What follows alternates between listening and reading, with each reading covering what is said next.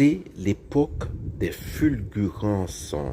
Alors, ça va bientôt être l'époque de la foudre, littéralement.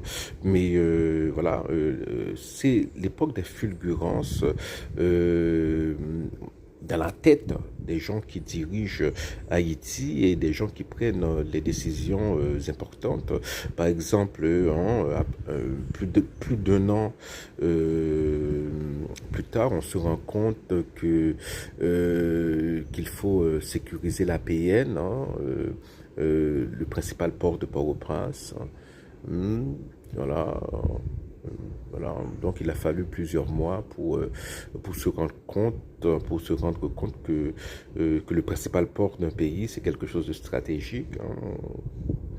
Et euh,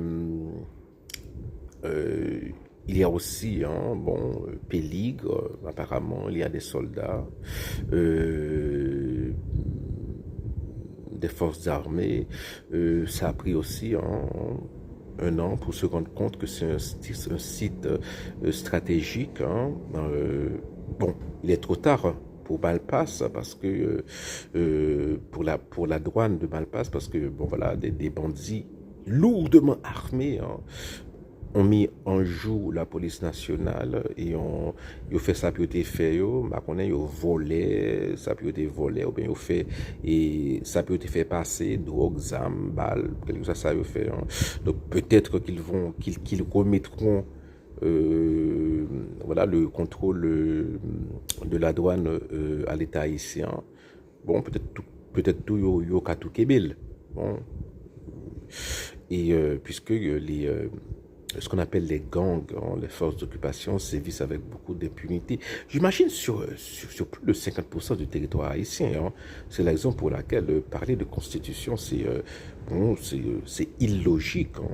C'est voilà, illogique dans le sens strict, parce que si on n'a pas de souveraineté territoriale, on ne peut pas avoir de constitution, parce que la constitution pouvoir être appliquée, partout sur le territoire. Voilà.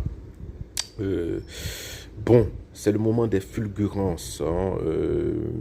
Espérons que, voilà, que sur cette même lancée, les autorités pourront trouver une stratégie pour la police, étant donné que l'armée est encore embryonnaire, pour la police de contenir les forces d'occupation, voilà,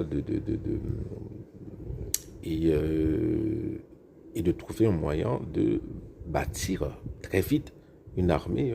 C'est une course contre la montre. Voilà.